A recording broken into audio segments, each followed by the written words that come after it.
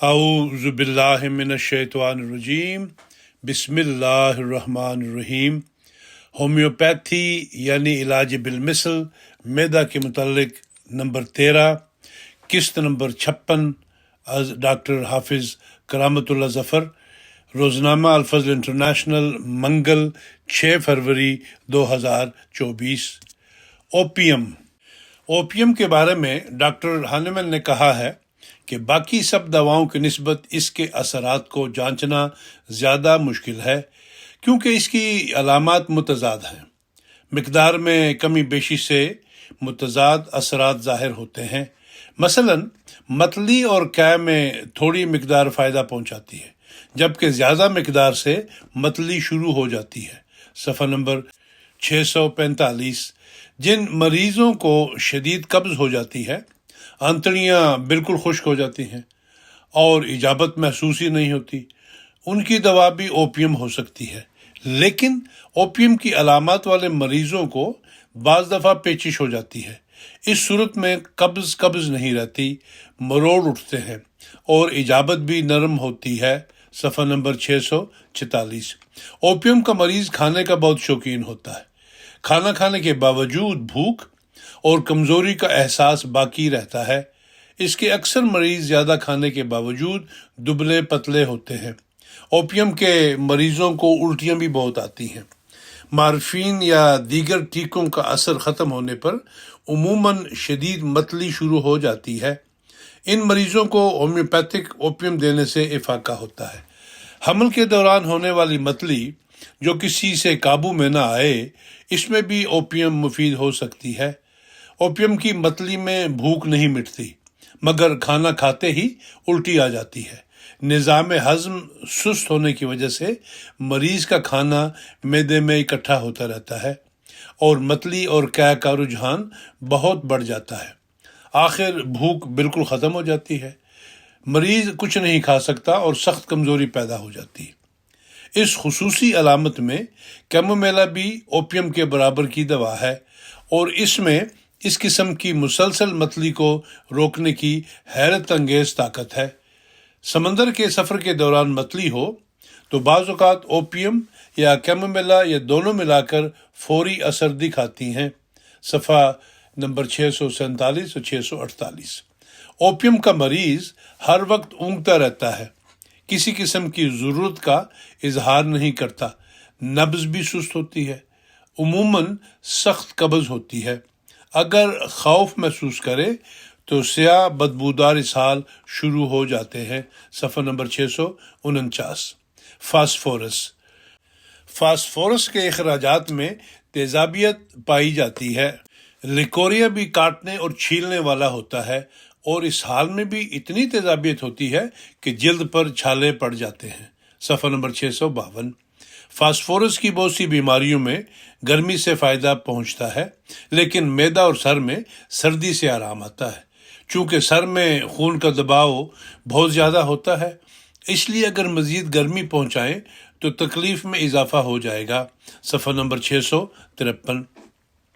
معدہ کی تکلیف میں ٹھنڈی چیز سے آرام آتا ہے اور گرم چیز سے قے ہو جاتی ہے۔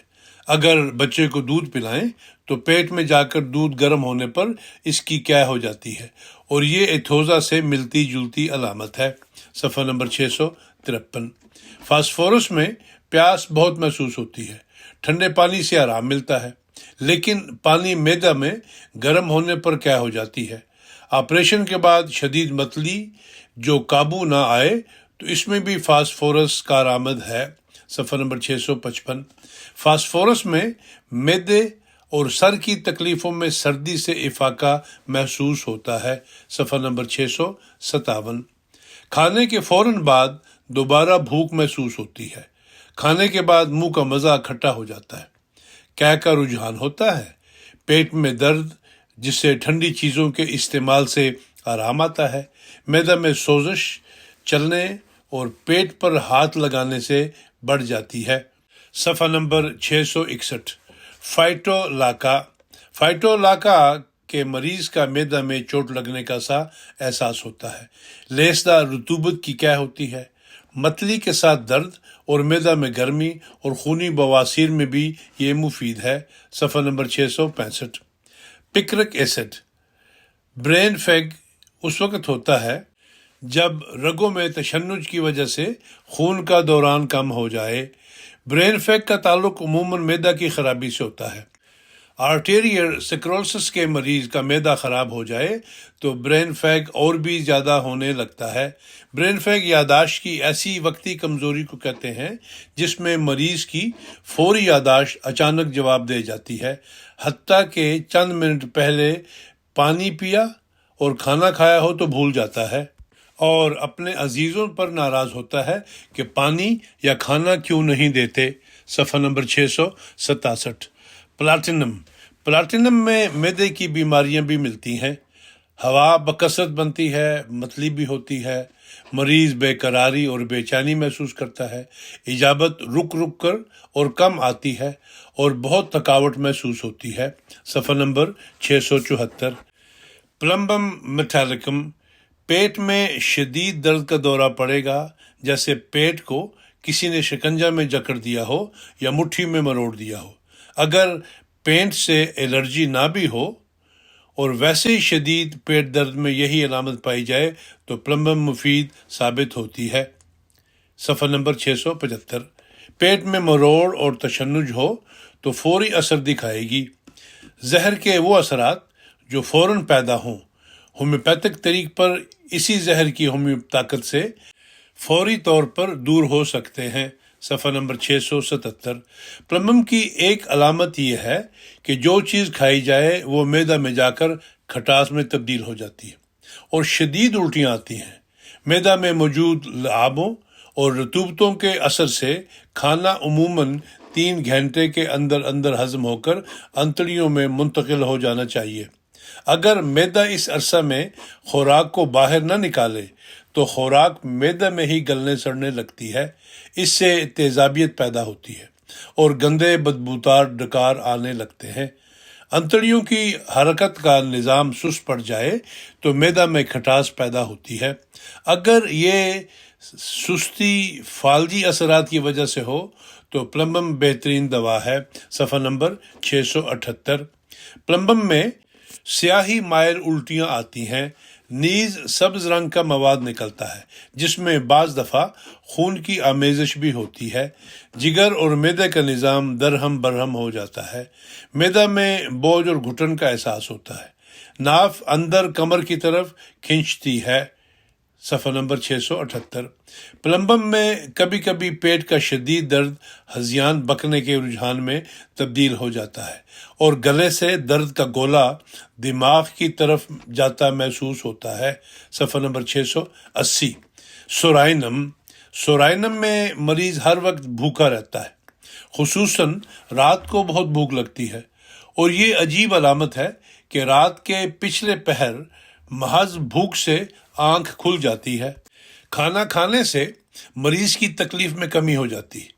سلفر کے مریض کو رات کو اور صبح کو بھوک محسوس نہیں ہوتی، لیکن دن چڑھنے کے بعد 11 بجے کے قریب معدہ میں شدید کھرچن کے ساتھ بھوک کا احساس ہوتا ہے۔ صفحہ نمبر 683 684۔